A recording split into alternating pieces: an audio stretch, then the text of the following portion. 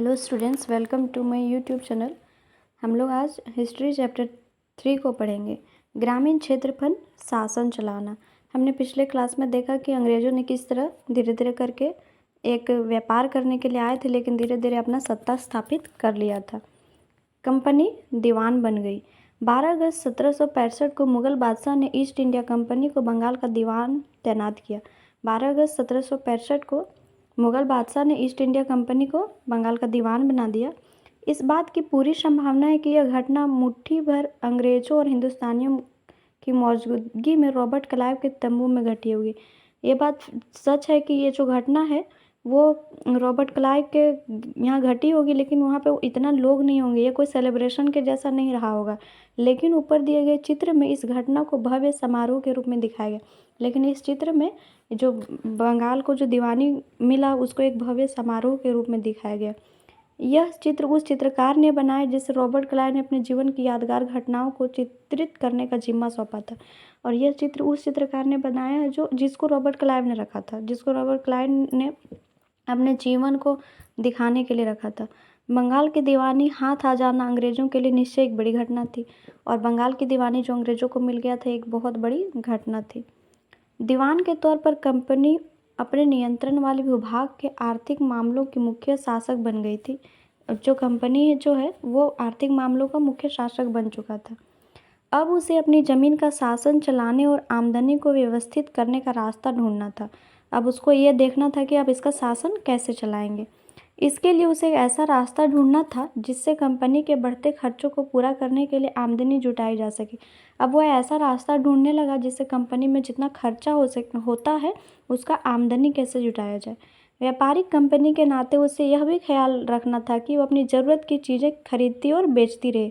और वो एक कंपनी था तो उसको यह भी ख्याल रखना था कि उसको अपना ज़रूरत का चीज़ को खरीदते रहे और बेचते रहे। और यह भी सोच रहा था कि ऐसा रास्ता निकालें जिससे हमको जो खर्चा होता है वो यहीं से प्राप्त हो जाए, हमको अपना देश से मंगाना ना पड़े।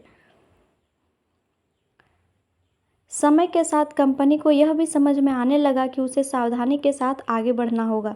बाहरी ताकत होने की वजह से उसे उन लोगों को भी शांत रखना था जो गांव देहात में पहले से शासन चला चुके थे।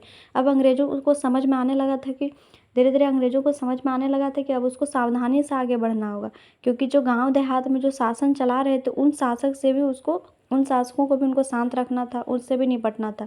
जो गांव देहात में पहले शासन चला चुके थे और जिनके पास अभी भी काफ़ी ताकत और सम्मान था, उन जो गांव देहात में शासन चला चुके थे और उनके पास अभी भी ताकत और सम्मान था, उन लोगों को शांत रखने के लिए अब उसे लगने लगा कि हमें एक सावधानी के साथ आगे बढ़ना होगा।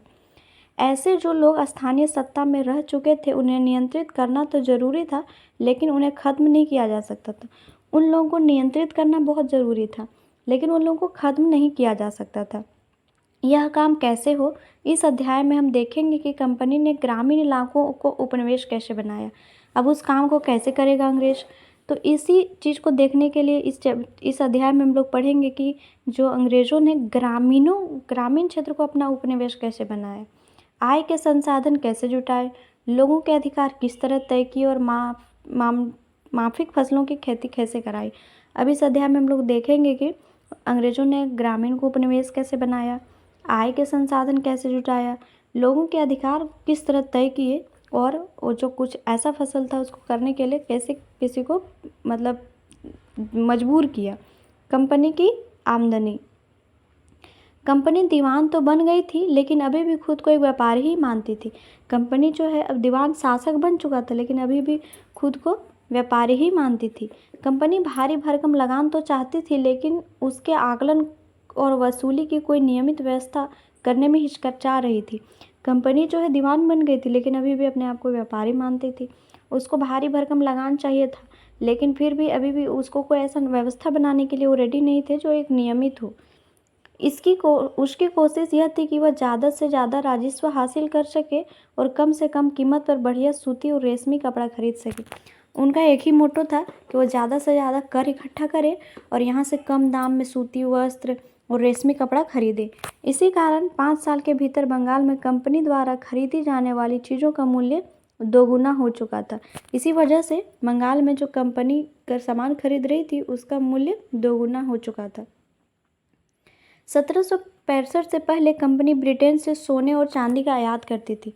1765 से पहले कंपनी जब ये बंगाल का दीवान नहीं बना था तो सोना और चांदी का आयात ब्रिटेन से करती थी और इन चीज़ों के बदले सामान खरीदती थी और उन चीज़ों के बदले सामान खरीदते, वहाँ से मतलब सोना चांदी लाते थे और यहाँ से सामान खरीद के ले जाते थे। अब बंगाल में इकट्ठा होने वाले पैसे से ही निर्यात के लिए चीज़ें खरीदी जा सकती थी। अब कंपनी ने ऐसा कर दिया था कि अब यहाँ से ही जो उसको प्राप्त होता था उसी से सामान खरीद के ले जाता था। पहले ऐसा होता था कि वो वहाँ से सोना चांदी लाते थे ब्रिटेन से, फिर वो सोना चांदी देते थे, फिर यहाँ से सामान खरीद के जैसे सूती वस्त्र, रेशमी वस्त्र खरीद के ले जाते थे। लेकिन अब उन लोगों ने इतना कर इकट्ठा करना शुरू कर दिया कि ये उसी कर से ये अब सामान खरीद के अपना देश निर्यात कर देते थे। जल्दी ही यह जाहिर हो गया कि बंगाल की अर्थव्यवस्था एक गहरे संकट में फंसती जा रही है। इससे धीरे धीरे जाहिर होने लगा कि जो बंगाल की अर्थव्यवस्था है धीरे धीरे संकट में जा रही है। कारीगर गांव छोड़कर भाग रहे थे क्योंकि उन्हें बहुत कम कीमत पर अपनी चीज़ें कंपनी को जबरन बेचनी पड़ती थी और जो कारीगर्स थे वो गांव छोड़ के भाग रहे थे क्योंकि उनको जो अपना सामान होता है कंपनी को बहुत कम रेट में बेचना पड़ता था ज़बरदस्ती। किसान अपना लगान नहीं चुका पा रहे थे और किसान जो अपना टैक्स नहीं दे पा रहे थे।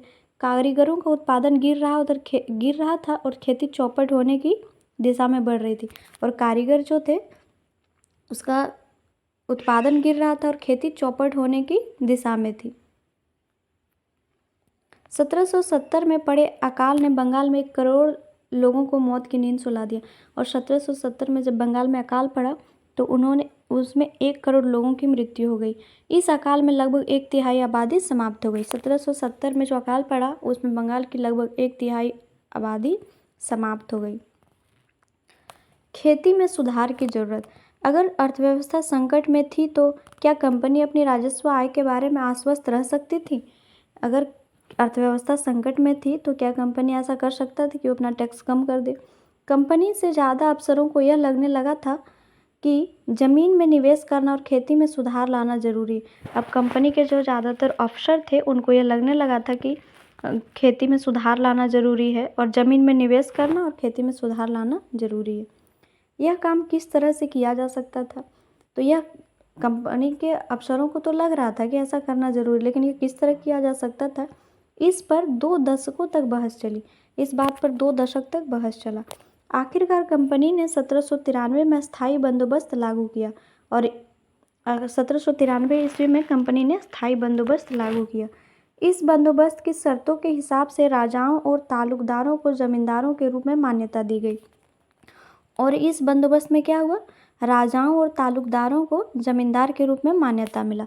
उन्हें किसान से लगान वसूलने और कंपनी को राजस्व चुकाने का जिम्मा सौंपा गया और जो राजा और तालुकदार थे उसको जमींदार का मान्यता दिया गया। उसका काम क्या था? उन्हें किसानों से लगान वसूलने और कंपनी को राजस्व चुकाने का जिम्मा सौंपा गया।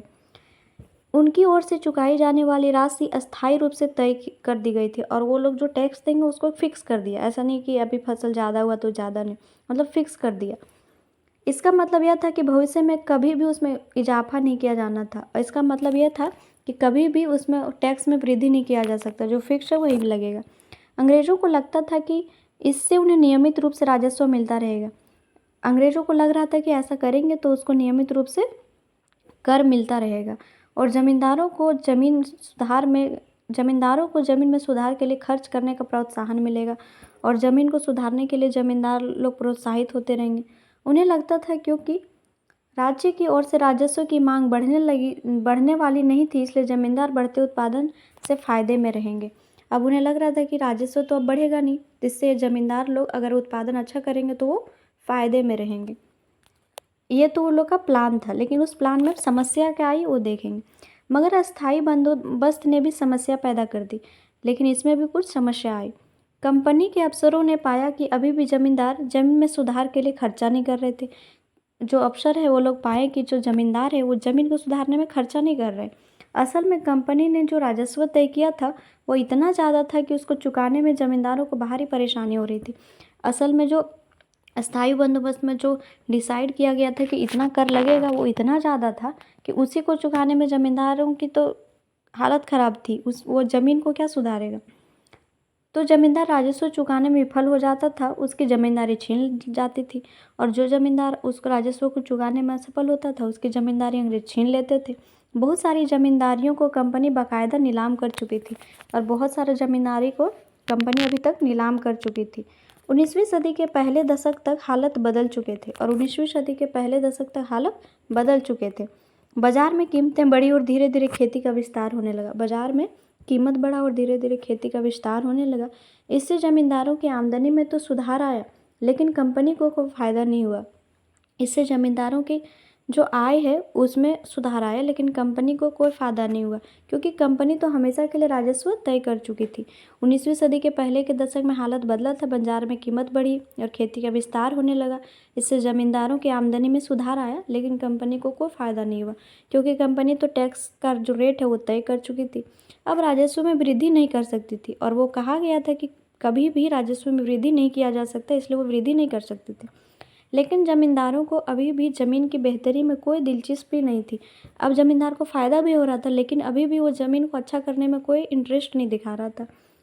उनमें से तो कुछ तो बंदोबस्त के शुरुआती सालों में ही अपना ज़मीन गंवा चुके थे, और कुछ ज़मींदार ऐसा था कि शुरू वाला साल में ही टैक्स नहीं देने के कारण अपना ज़मींदारी गंवा चुके थे। जो बचे रह गए थे, अब उन्हें भी बिना परेशानी और निवेश का खतरा उठाए आमदनी की उम्मीद दिखाई दे रही थी। जब तक जमींदार किसानों को ज़मीन देकर उनसे लगान वसूल सकते थे, उन्हें ज़मीन में सुधार की परवाह नहीं थी। जब तक जमींदार जो है किसानों को ज़मीन देकर उससे लगान वसूल सकते थे, तब तक उन्हें ज़मीन में सुधार की परवाह नहीं रहा। दूसरी तरफ गाँव में किसानों को यह व्यवस्था बहुत दमनकारी दिखाई दी, और दूसरा साइड इसका देखें तो किसानों को यह व्यवस्था अच्छा नहीं लगा। उसको लगा कि उसको सताया जा रहा है, दमन किया जा रहा है। किसान को जो लगान चुकाना था वो बहुत ज़्यादा था, और उसकी ज़मीन पर उसका अधिकार सुरक्षित नहीं था। किसान को जो लगान था वो बहुत ज़्यादा लगता था, और उसको खुद के ज़मीन पर उसको अधिकार सुरक्षित नहीं लगता था। लगान चुकाने के लिए अक्सर महाजन से कर्जा लेना पड़ता था। वो खेती करते थे, और खुद का लगान चुकाने के लिए, उस खेती का टैक्स देने के लिए उसको महाजन से कर्जा लेना पड़ता था। अगर वो लगान नहीं चुका पाता तो उसे पुश्तैनी ज़मीन से बर्खास्त कर दिया जाता था, क्योंकि अगर वो लगान नहीं चुका पाता था तो उसको उसी के ज़मीन से बर्खास्त कर दिया जाता था। फिर इस समस्या के बाद एक नई व्यवस्था आई कि स्थायी बंदोबस्त में तो समस्या आ गई, अब उसके बाद एक नई व्यवस्था आई। 19वीं सदी के शुरुआत में ही कंपनी के बहुत सारे अधिकारियों को इस बात का यकीन हो चुका था कि राजस्व बंदोबस्त में दोबारा बदलाव लाना जरूरी है। अब 19वीं सदी के शुरुआत में ही कंपनी के अफसरों को लगने लगा कि नहीं, इस अस्थायी बंदोबस्त में कुछ बदलाव लाना जरूरी है। जब कंपनी को शासन व्यापार के अपने खर्चे चलाने के लिए और पैसे की ज़रूरत हो, तब वह अस्थायी रूप से राजस्व तय करके कैसे काम चला सकती है। जब कंपनी को शासन व्यापार के लिए खर्चे चलाने के लिए पैसे की ज़रूरत है, तो अस्थायी रूप से राजस्व तय करके वह काम कैसे चला सकती है। बंगाल प्रेसिडेंसी के उत्तर पश्चिमी प्रांतों के लिए हॉल्ट मैकेंजी नामक अंग्रेज ने एक नई व्यवस्था तैयार की, जिसे 1822 में लागू किया गया।